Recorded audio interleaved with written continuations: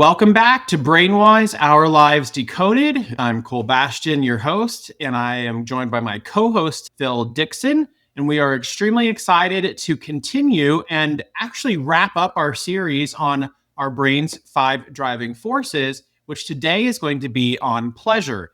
And we've been talking over the last many weeks about the other 4. So if you haven't yet had a chance to listen to those, we highly encourage you to do so because they all are so interconnected.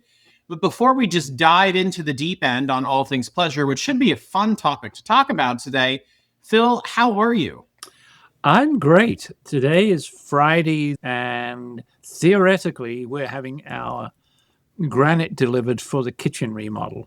So they did promise it between 8 o'clock and 11. It's now 11:30, and it still hasn't arrived yet. But hope springs eternal in the breast of youth, I think is the old phrase. So I'll consider myself youthful and happy. Well, I love it. Well, it sounds like you're getting closer to having the kitchen in its final completion. How many weeks away are you, do you think? We're about 3 weeks away before we should be cooking and actually having a sink we can wash things in and all sorts of good stuff like that. Wonderful. It's really interesting. The kitchen, they describe it as the heart of the home, and it's probably been really interesting to see how not having one that is working right now, how that kind of interacts with your day-to-day life.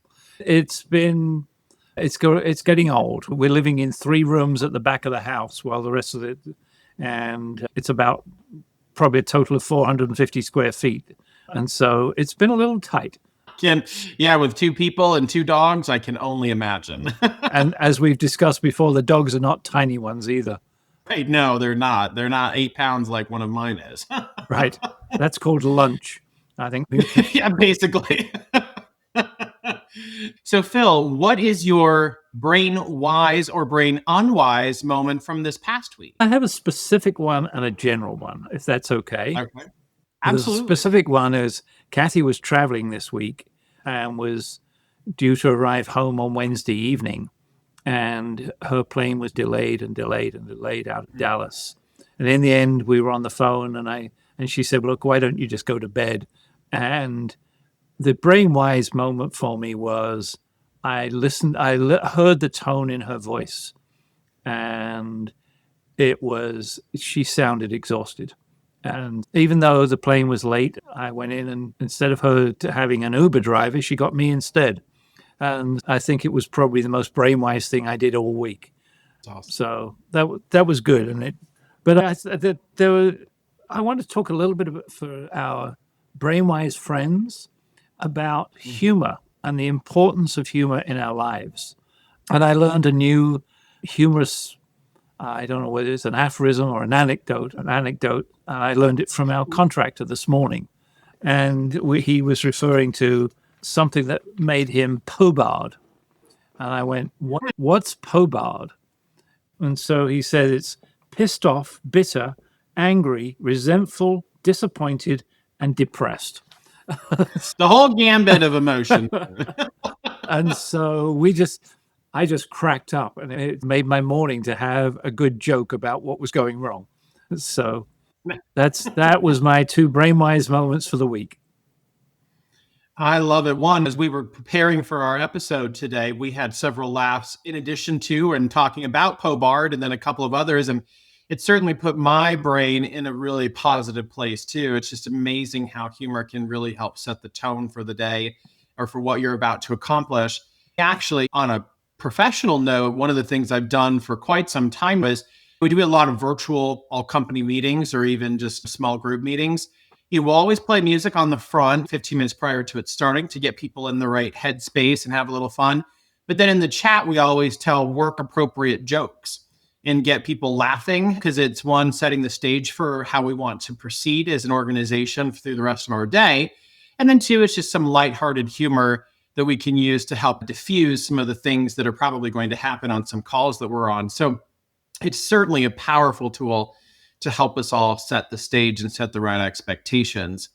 This week, Phil, I had a really good week. I was obviously going through the midst of a professional transition, but we were able to actually get everyone together on a day this past week and be able to see faces, talk to people, go to lunch that I haven't seen in a while, that as I transition to the next phase of my career after I finish in some transition support, I may not talk to as frequently, but it was really cool to be able to see all of them and have some good conversation. And Joey and I, we did a double date this past weekend with a good couple friend of ours. We went to medieval times, and they were jousting and sword fighting and just all pageantry kind of stuff.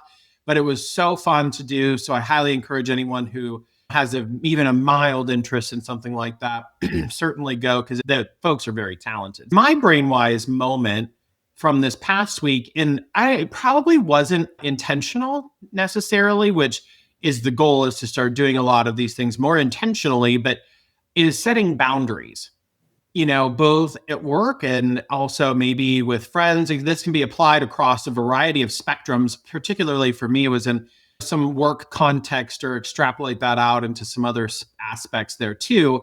But was how to protect where my brain is at and how I'm dealing with the things that I'm going through from a professional context, and being able to say, okay, yes, I'm still going to support in the greatest capacity possible, but then also realizing that in order for me to be able to be in a comfortable space, to not be overly stressed or emotional and all the things, there has to be some boundaries in place to say, okay, if I'm going to say yes to this, what am I saying no to? And which one is going to be most important for me as I move through the next several months? So I think that was a really powerful BrainWise decision that I made this week, was to put some of those boundaries in place, both to protect myself, but also it's really to protect the organization or the people I'm interacting with, because they're not going to get the best version of me, nor my spouse or the folks that I interact with on a personal level, if I'm overextending myself in a lot of places and just causing unnecessary emotion and angst over certain things. So I think that was really powerful. And I would encourage those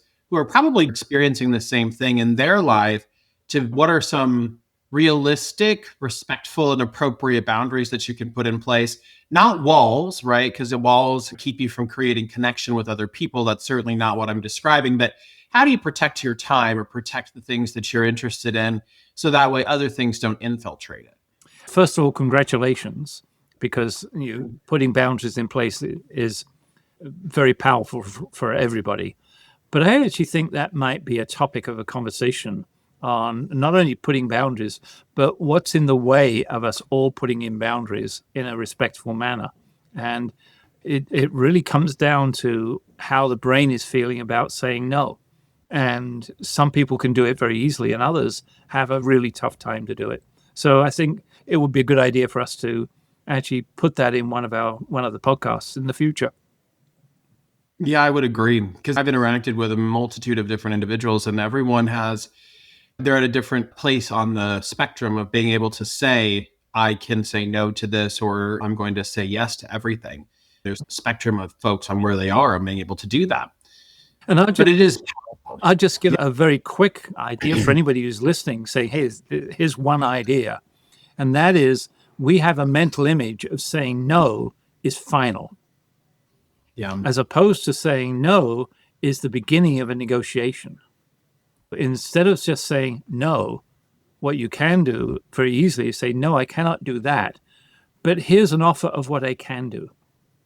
Right. And just that simple reframe makes, for many people, they can't say no, but if they can reframe it as saying no, but here's what I can do, that actually makes it acceptable for some people's brains. Yeah. So that's just a quick tip. It's absolutely perfect, because it allows us to still be able to put boundaries in place, but not feel like maybe we're disappointing someone, which probably is a lot of times what holds us back from being able to do it. Yeah, and it gets to people saying, I don't want to disappoint them because then they won't like me and blah, blah, blah, and all sorts of things. Let's discuss that on another podcast. Yeah. No, absolutely. Because I want to start talking about play. All right, Phil, let's dive into the last of our brain's 5 driving forces, which is all around pleasure. And my first question for you is, the brain often chases joy and happiness, but how do those really fit into our drive for pleasure? I actually pulled that chapter of my book out, and I think I summarized it very well, because I said, I may be crazy to take on such a huge topic as joy and happiness, and try and summarize it into a couple of paragraphs. And yeah, I'm crazy. I think the whole thing is a lot of this we're going to be talking about. It's less about the neuroscience of the brain and perhaps it's more about the psychology of the brain. And so let's just make that clear up front. The second thing is there is 1,000 opinions on it. Whether joy is part of happiness or happiness is part of joy, all of the above. Again, lots and lots of opinions.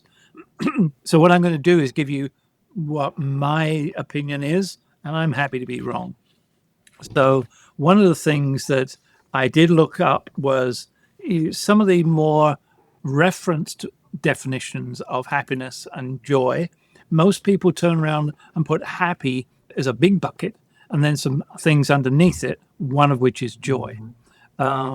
So there's the first thing. The second thing is we get a feeling, a sense of happiness, and whether it's joy or happiness or whatever you want to call it, we get it out of a sense of a neurotransmitter called dopamine.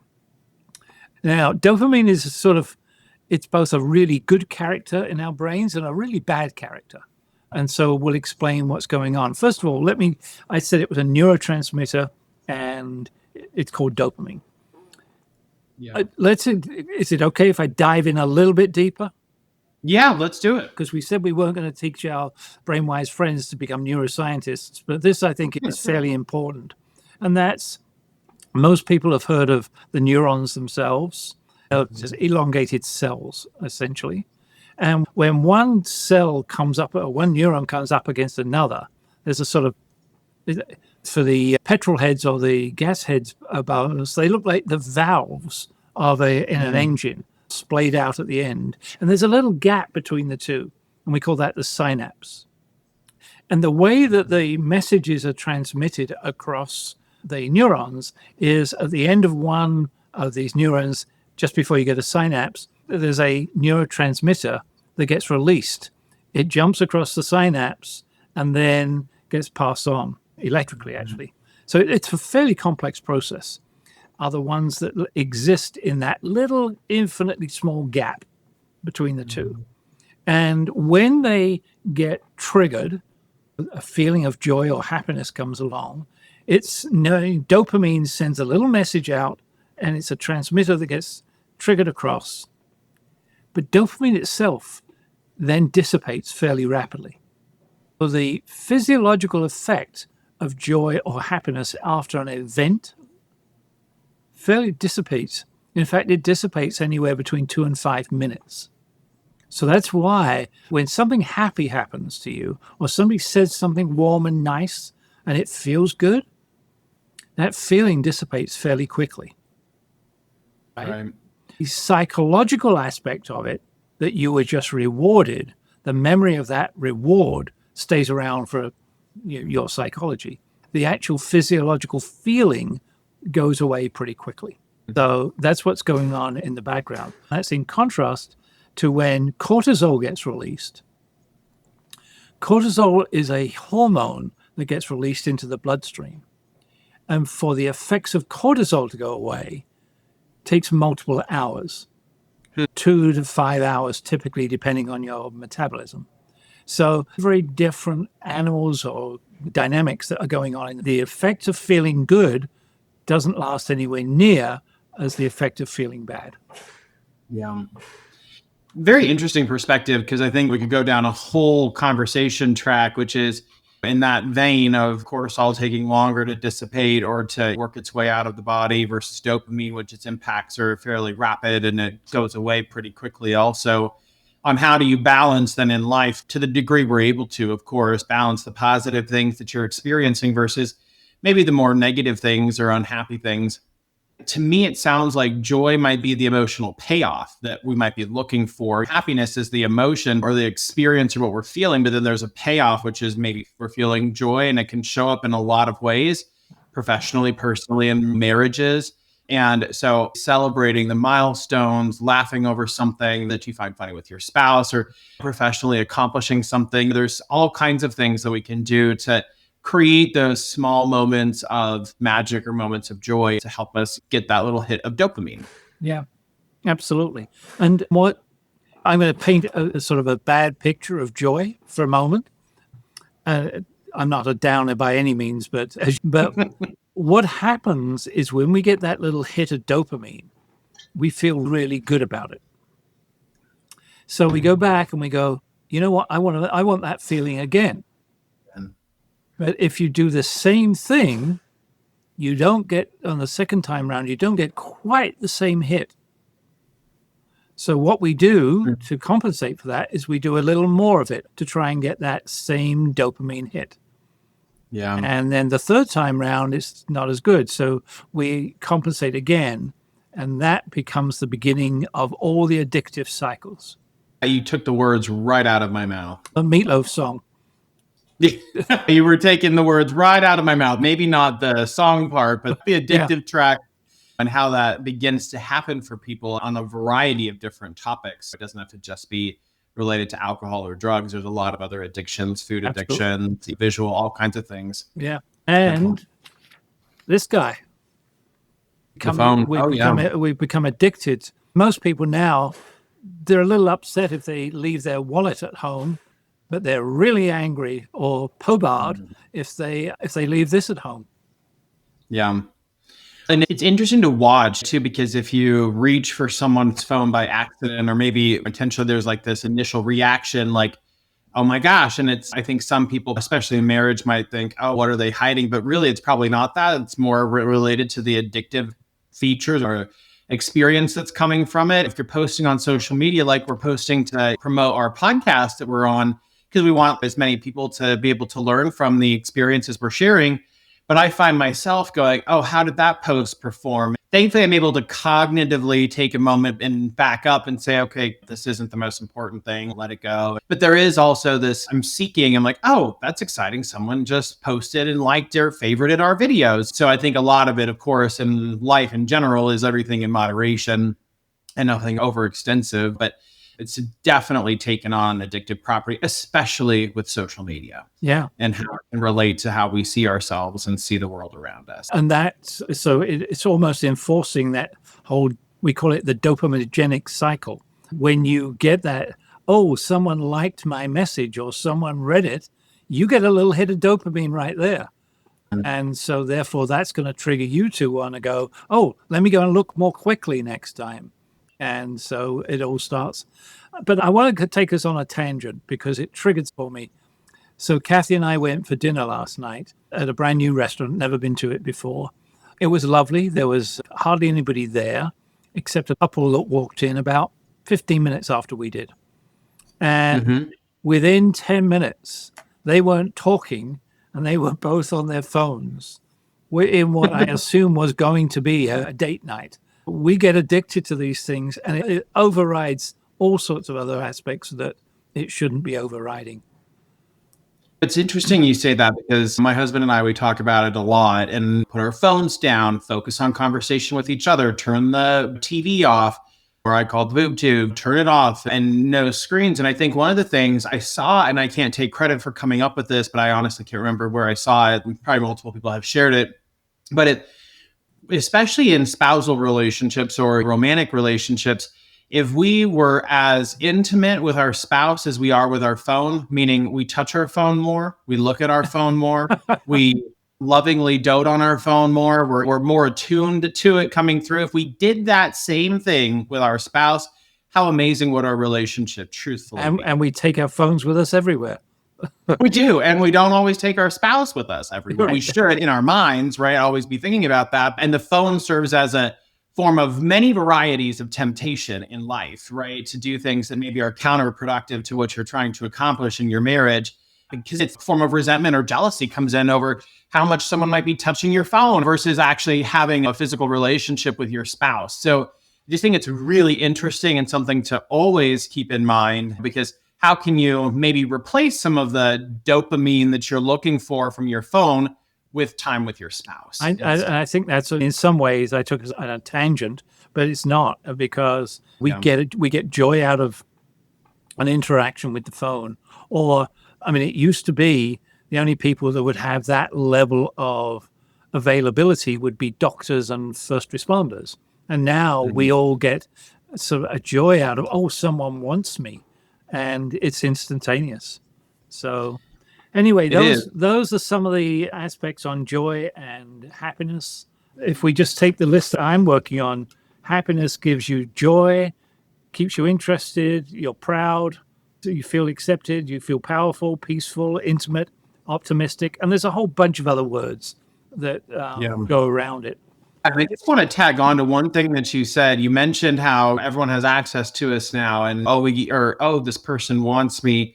And just a reminder for myself and for all of our BrainWise friends, the people who are on the other side of that phone that might want you are far less important than the person who's sitting right next to you that wants you and wants your time and attention, which is your spouse or your romantic relationship. And I tell you, the older you get, speaking from experience, having time to give to somebody and pay attention is amazing. I think I may have mentioned this before, but I did some work for a well-known search company, let's just put it that way.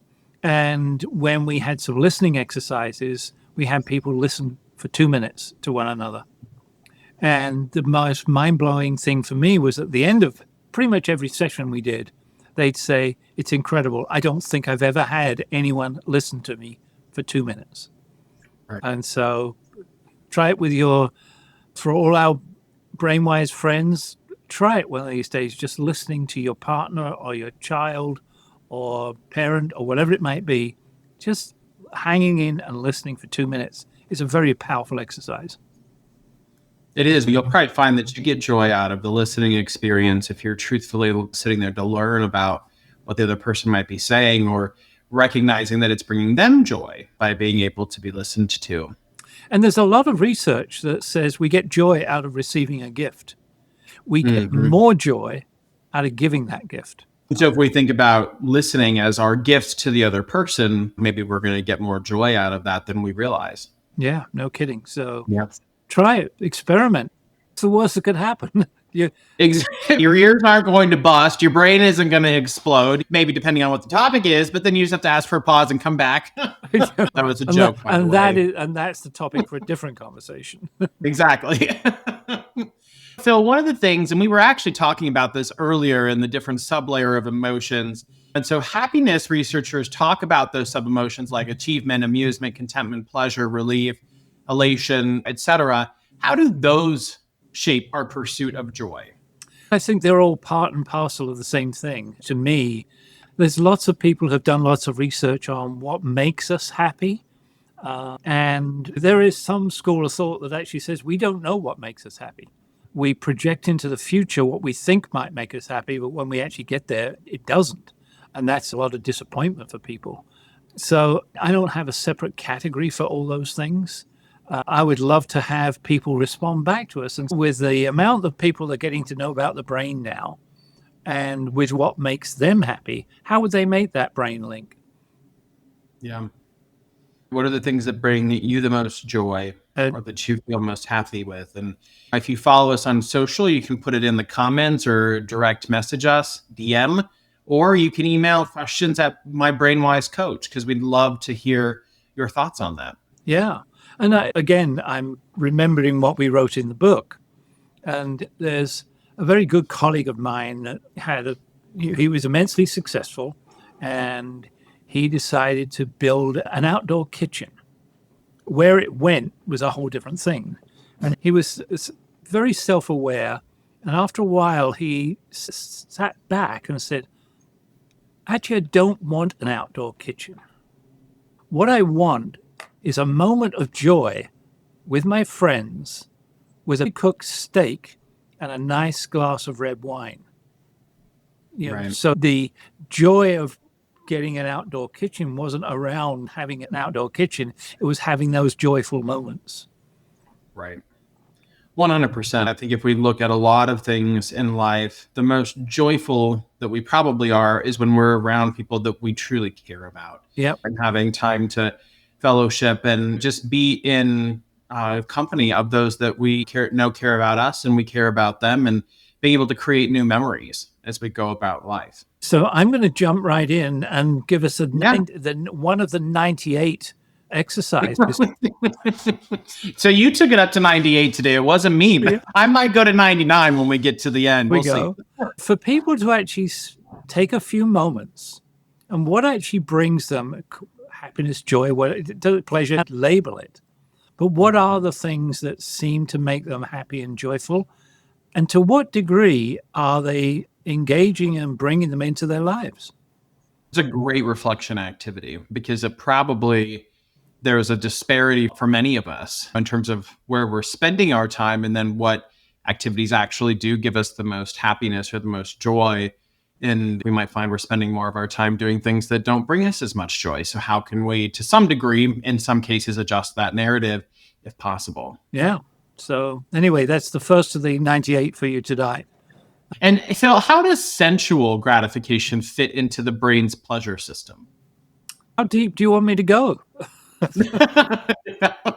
Let's keep it PG rated. Yeah.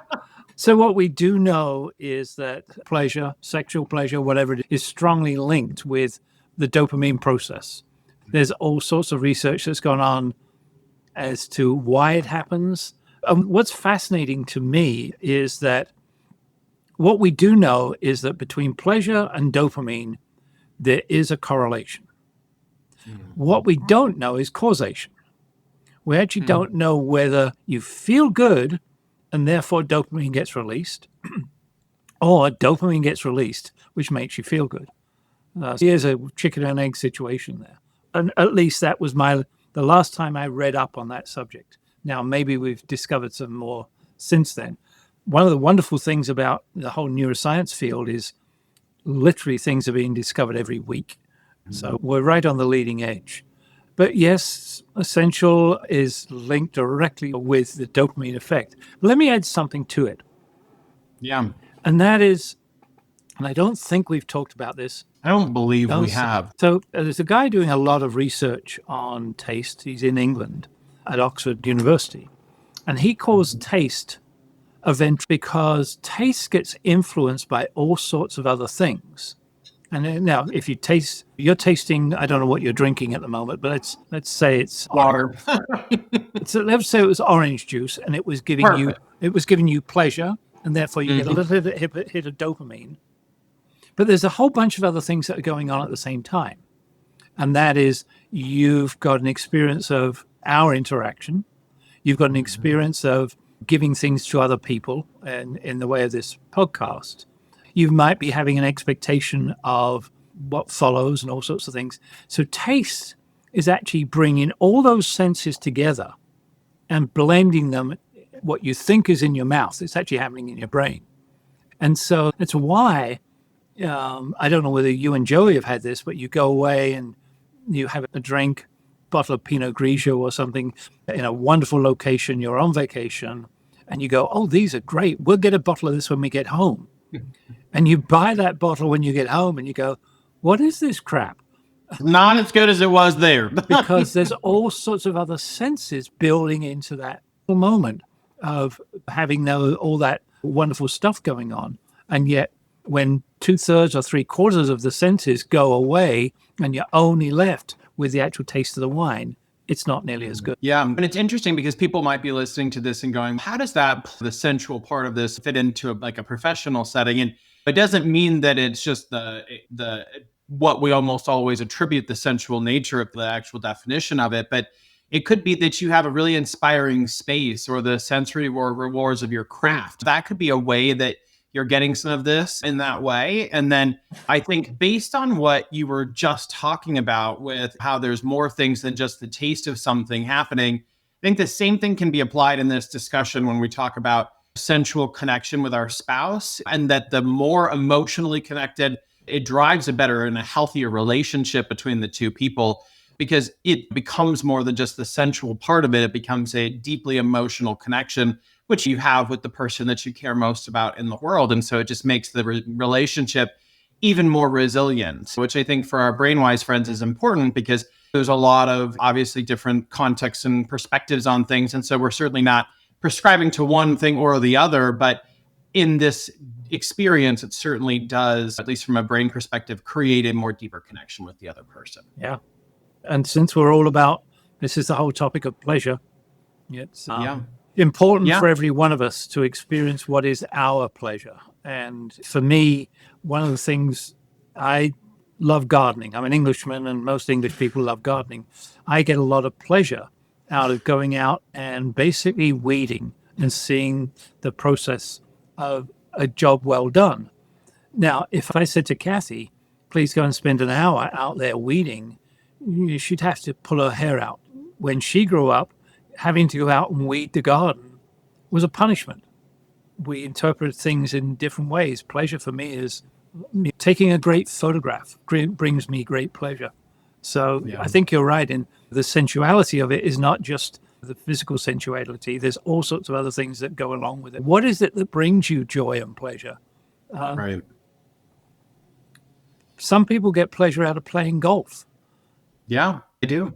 Yeah. Not me necessarily, but there are quite a few that do. I might prefer to play pickleball, which is a fun experience, but golf was never my thing. But there are a lot of people that do really enjoy golf. So experiences like that. And that is, for some people, get joy out of doing extreme events. It's not me, although I have done a tandem jump with a parachute, free fall parachute. Joy? Not really.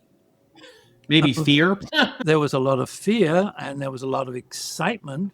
It's difficult to tell the difference between the two, but there are some people who actually get joy out of doing those extreme events.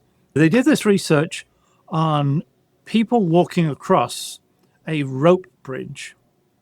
Now, this sounds strange, and I'll get it back to pleasure in a moment. They were walked across a rope bridge, which for most people is a fearful experience. Your brain knows you're probably not going to die, but it doesn't let you get away with that. So it's fearful. And what they did at the other end is they had a member of, in this case, the opposite sex, come up and expressed warmth to them. Congratulations, you did a great job, you got across. And in those processes, it was misinterpreted as a sexual advance. Because when we have these fear and this, that, and the other, our brains get confused about what actually is the message that's coming across. Again, Right. some wonderful research in this field. And I don't know whether we've ever mentioned this, but most of these topics, you can go into Google Scholar and actually find the research behind the topic. Yeah. And maybe we can put some of them in the show notes for folks too, so I can start doing that for folks. And I think as you were talking about the bridge experience, I have a couple of comments, but the bridge experience, it sounds like to me that maybe the rational part of the brain at that point, in terms of being able to distinguish between warmth and then a sexual advance, maybe that their ability to distinguish the two had been somewhat put on pause because of how much stress that they were going through in terms of being fearful as walking across the bridge. Could be. It could be. That research is probably 15 to 20 years old.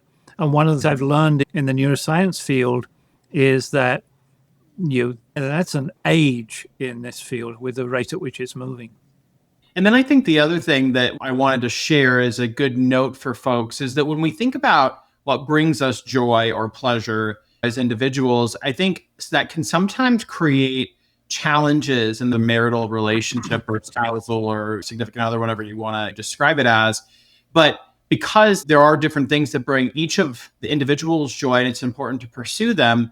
But then you hear this a lot that once the kids leave or once the shared experience that was connecting the two goes away, if that's kids, great, fill it into that context, then the two begin to drift apart. And I think a lot of it might come from, are we intentionally in those moments, and even when that shared pleasure or joy goes away, or while it's there, finding things outside of that we can continue to connect in as a couple and find pleasure and joy together in those experiences versus just this one thing that continues to be the glue analogy to some degree. And then we each have our own individual ideas of where we're seeking joy. How are we very intentional about it? So that way, when we're moving along this life journey and things obviously change, we can continue to be connected to one another and have a really strong relationship.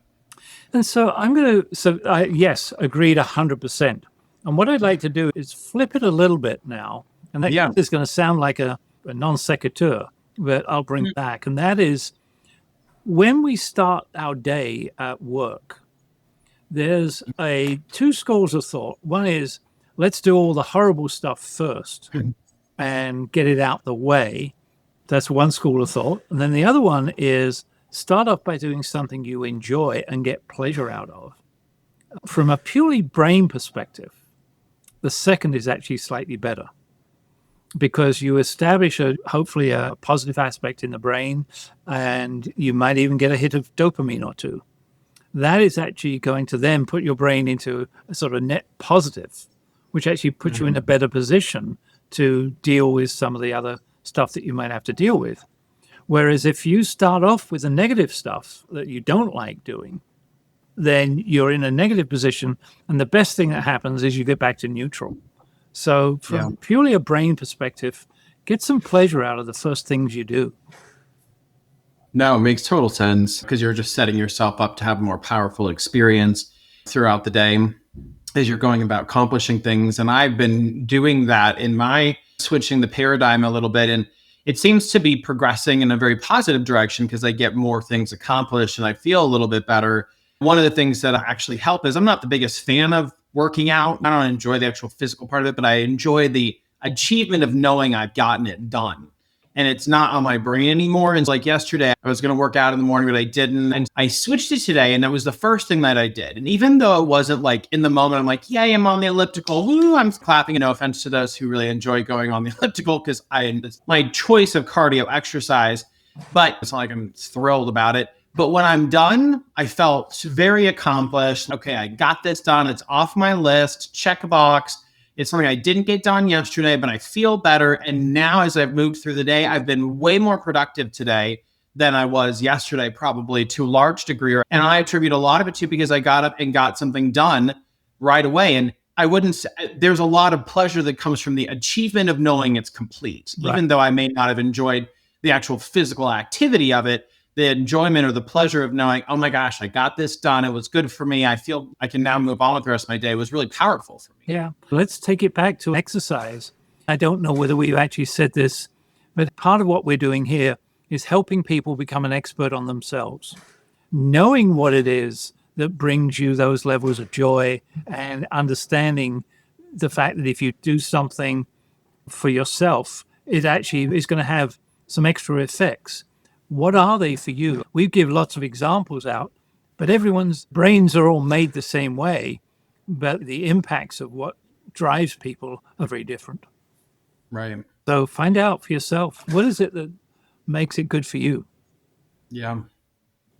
And I think maybe a couple minutes conversation around why is instant gratification such a powerful motivator in our world today, and then talk a little bit about what happens to our brain and behavior when we don't get it.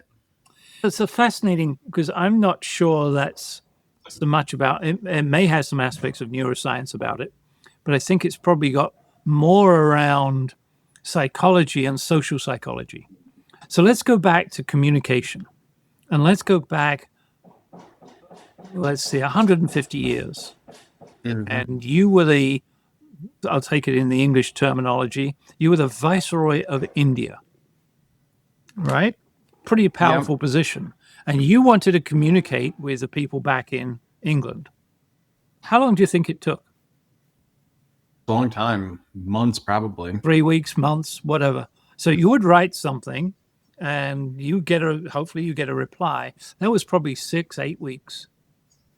Then the telegraph came along. And so we could now, with Morse code and things like that was what, in about 1834 or something like around there. Right, now we started getting into radio. And so gradually our expectations of the communication time frame shrank. Right. And hands up all of those who remember a fax machine. Oh, yeah, I remember. Yeah. I was just thinking of dial-up internet and that awful sound that would play when you were trying to connect. But fax machines, when was the last time you saw one? When was the last time you used one? Oh, it's been a long time. Ones that are not connected to just a digital transfer of information, not in a really long time. I probably only used it 2 or 3 times in my life to begin with. Right. And then came along electronic mail.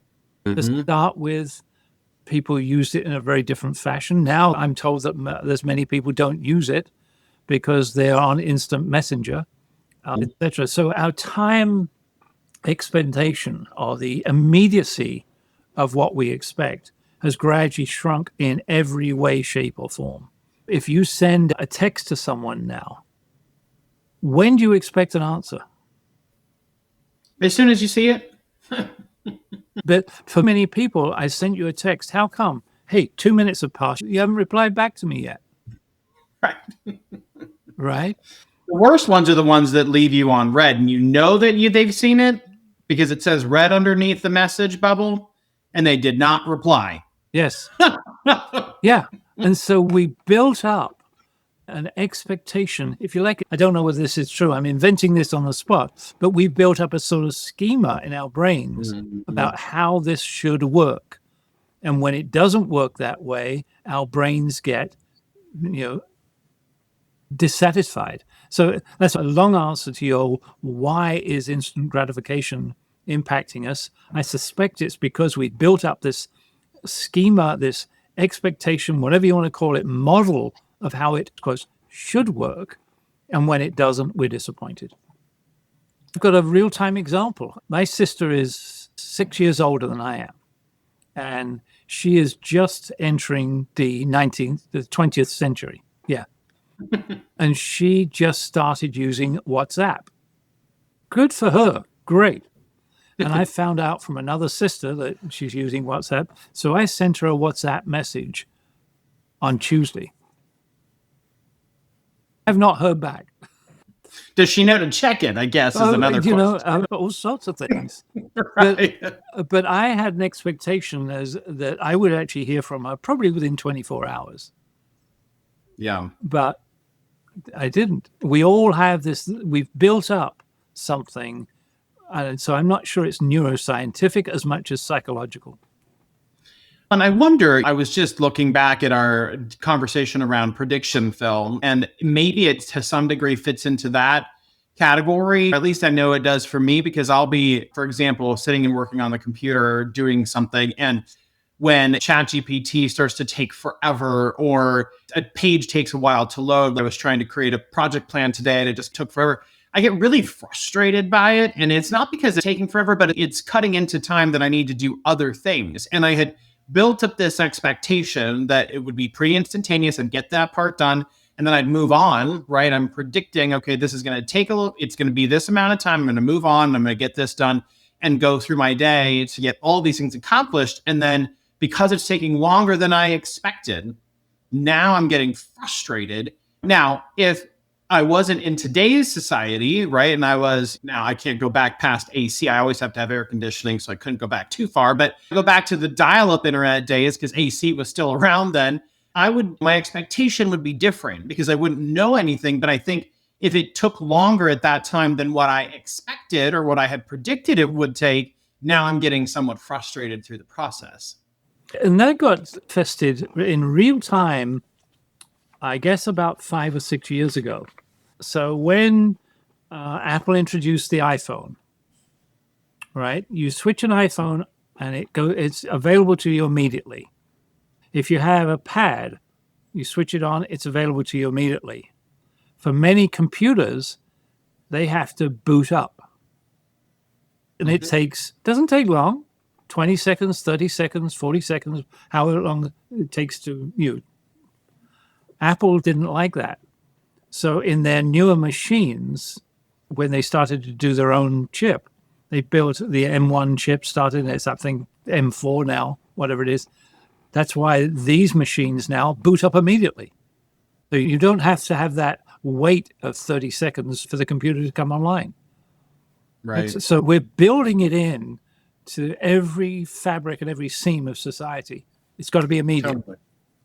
I have another one for them to add. When you have to do updates on your computer, can we make those instant versus sitting around waiting for 5 hours or what it feels like 5 hours? I'm obviously making that exaggeration, but it feels like it takes forever for these dumb updates to happen.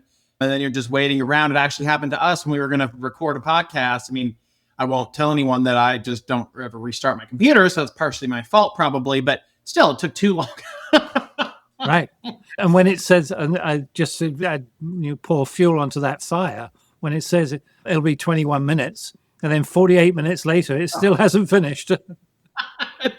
Then I'm done. I throw my hands up and I'm out. But it's all about the psychological expectation and therefore we're disappointed. Our expectations are not met. We get a little bit of cortisol floating around our brain. Yeah, for sure. And I wanted to switch the conversation just a little bit here before we wrap up and talk a little bit about play, which we're moving away from the sensual part and focusing more on play, and that is related to creativity, adaptability, all kinds of things that are in that sense. Why is play such a vital form of pleasure for the brain, Phil? Again, don't know exactly, but what we do know is that there's lots and lots of animals that do play.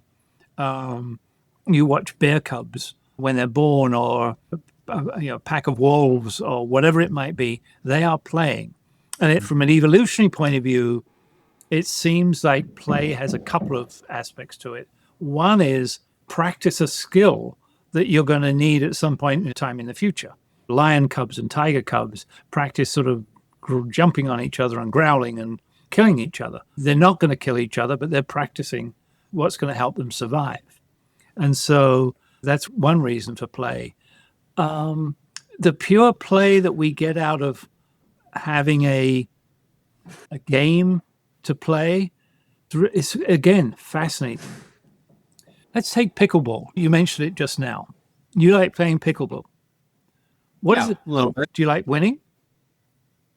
I'm not a really competitive person, so I would say I enjoy winning, but I don't go to play pickleball, which is probably why people are like, okay, he's just going to be the fun pickleball player, because I'm not like there to just win. I'm there to really have a fun experience. But have you ever met somebody who's all about winning? Oh, yes. Yes.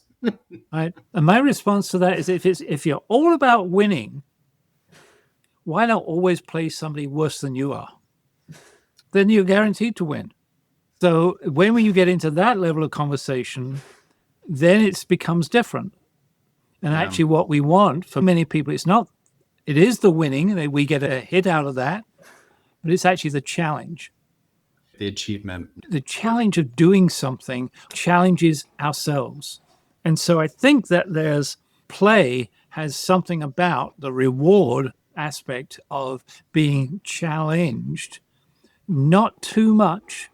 I'll tell you a real life experience of mine about 30 years ago, I guess. We're going to have to think about this to re-record it. And, hitting balls through hoops. Basketball. On the ground. Oh, I don't know. Cricket? Croquet. Thank you. They had a professional croquet lawn there. And so my colleague and I said, yeah, we'll go and take lessons. So we had croquet lessons. And they were fun. I'd played it in England, but it was fun to have a proper lesson.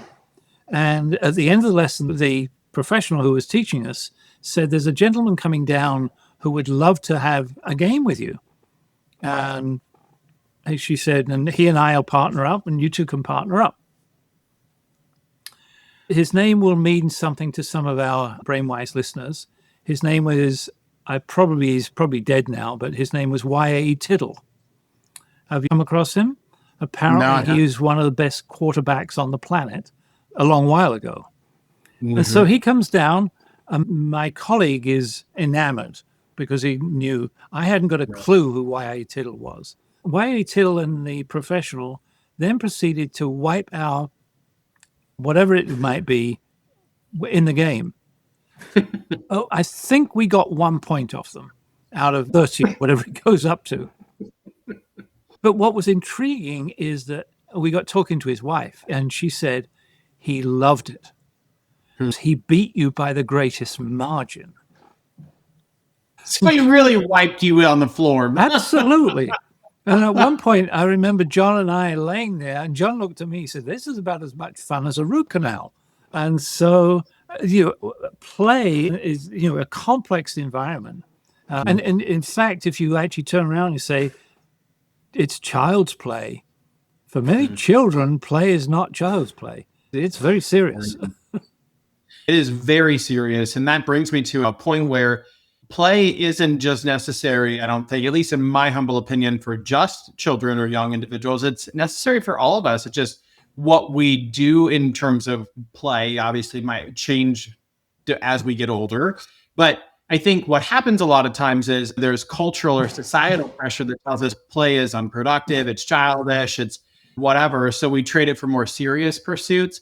But I think there's some consequences there because it can professionally drain creativity. It can leave life feeling too heavy. And then I think in relationships, losing play can mean losing really powerful tools for keeping things light and connected. And so I think finding ways to make room for play will restore and strengthen relationships across the spectrum. And so recognizing that it's not just meant for younger individuals or young people, but it's meant for all of us. Just what we define as play as we get older obviously changes, but it's still really important for relationships and connection. Yeah.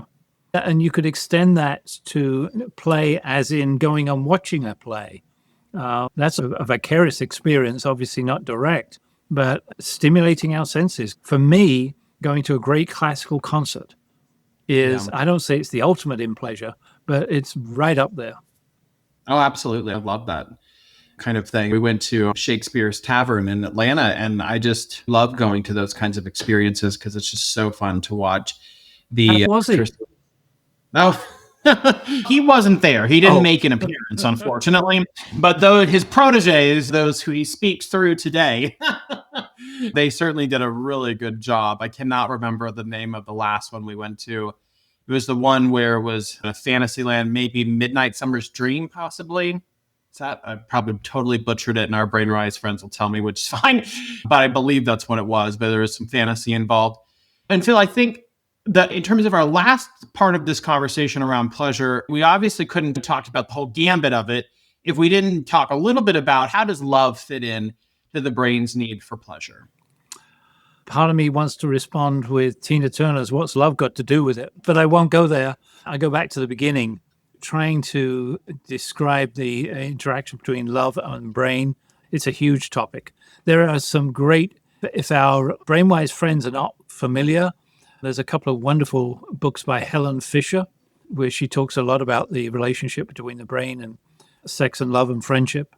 So it's fascinating the degree to which we don't know what's going on, but we have a pretty damn good idea that we fall in love for a whole variety of reasons that I'm not going to try and get into today. What we do know is that process of falling in love triggers off all sorts of dopamine reactions in the brain. And that's actually where a lot of the research on expectation has come from. And that's the expectation of a loving experience. It almost registers as high as the experience itself. Wow. For sure. And I think there's obviously a lot of deep emotions that we experience when we feel love. And there's this depth and well of where we go to in that loving experience.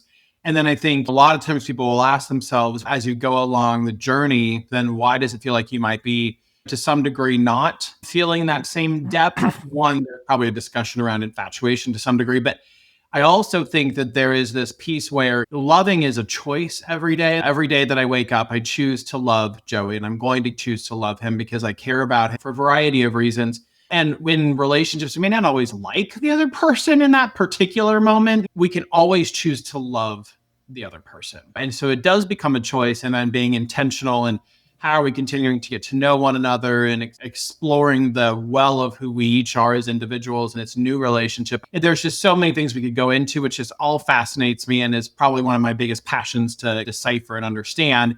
In this context, it's always a choice as we move forward to choose to love our spouse, but really to love everyone that we come into contact with. It doesn't mean we always have to like them, but how are we choosing to love them and show up each and every day?